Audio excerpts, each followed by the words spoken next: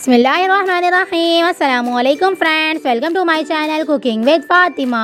कैसे हैं आप सब? उम्मीद करती हूँ आप सब अपने अपने घरों में खैर खैरियत से होंगे, खुश आबाद होंगे, हंसते मुस्कुराते होंगे। तो आज मैं आपके साथ शेयर करने जा रही हूँ 4 किलो बीफ देगी कौरमा बनाने की रेसिपी। आप इस रेसिपी को ज़रूर से ट्राई करिएगा। ये बहुत ही मज़ेदार और बहुत ही ज़्यादा डिलीशियस सा बनकर रेडी होता है। चलें जी, रेसिपी स्टार्ट करते हैं।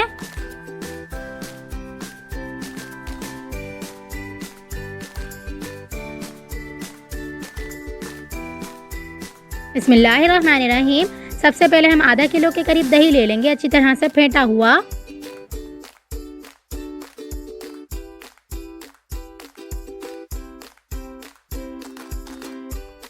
और अब हम इसमें 4 कटोरी के करीब घी ऐड कर देंगे। कौरमे में घी ज़्यादा ऐड होता है, इसलिए हम इसमें घी ज़्यादा ऐड करेंगे।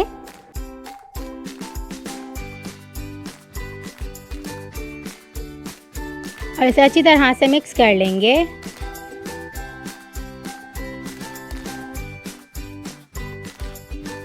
आप चाहें तो इसमें तेल भी ऐड कर सकते हैं।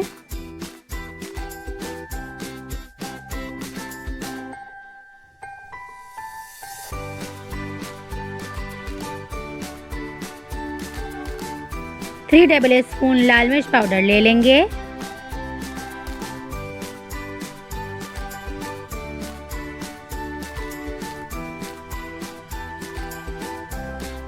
थ्री टेबल स्पून धनिया पाउडर ले लेंगे।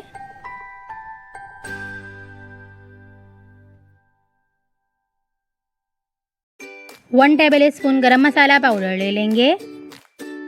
1 टेबल स्पून भुना कुटा ज़ीरा ले लेंगे। 3 टेबल स्पून नमक या हस्बे ज़रूरत आप अपने हिसाब से ऐड कर लीजिएगा। 3 से 4 तेज़पात पत्ते, 3 से 4 बड़ी इलायची, 7 से 8 अदद छोटी इलायची और 2 से 3 छोटे दालचीनी के टुकड़े ऐड कर देंगे। और 7 से 8 लौंग और 1 टीस्पून इसमें हम जायफल और जवित्री का पाउडर ले लेंगे। और इन तमाम मसालों को हम दही में अच्छी तरह से मिक्स कर देंगे।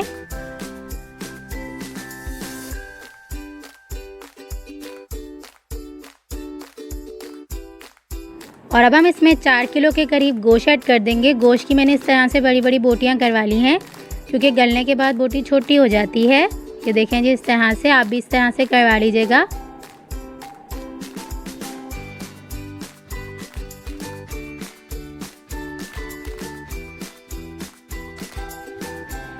और गोश्त के अंदर मैंने 2 अदद नलियां भी ले ली हैं।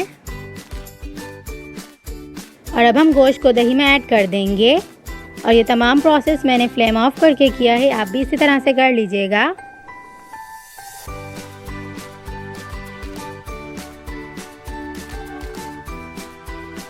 और अब हम इसमें 3 टेबल स्पून लहसुन अदरक का पेस्ट ऐड कर देंगे और इसे अच्छी तरह से मिक्स कर लेंगे। और अब हम फ्लेम को ऑन करके इसे अच्छी तरह से भून लेंगे।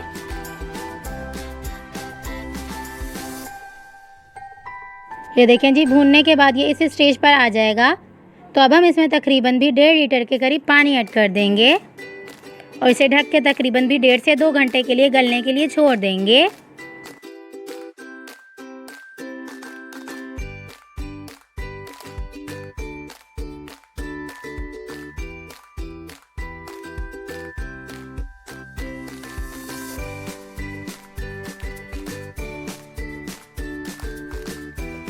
और अब हम ब्राउन प्याज ले लेंगे। सिंपल मैंने 4 प्याज को कटिंग करके अच्छी तरह से फ्राई कर लिया था। और अब हम इसे ग्राइंड कर लेंगे 1/4 कप दूध ऐड करके ग्राइंडर मशीन में। ये देखें जी, अच्छी तरह से ग्राइंड हो चुकी है प्याज हमारी। और अब हम इसे भी गोश्त में ऐड कर देंगे। ये देखें जी, इस तरह से।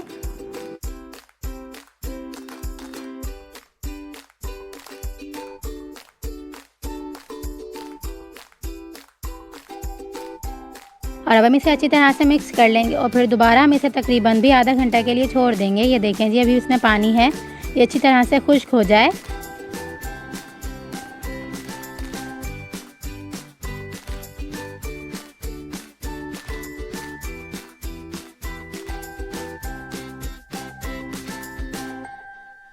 चलिए जी, पानी अच्छे से खुश्क हो चुका है गोश्त में। और ये देखें जी, कितना बेहतरीन सा हमारा बीफ देगी कौरमा बनकर रेडी हो चुका है। और ये देखें जी, कितनी अच्छी सी ग्रेवी बन के आई है।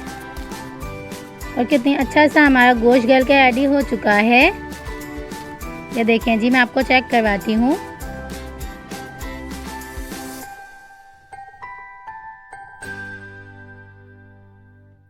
ये देखें जी, कितना बेहतरीन सा गोश्त गल के रेडी हुआ है। ये देखें जी, कितना मज़ेदार सा गोश्त गला है।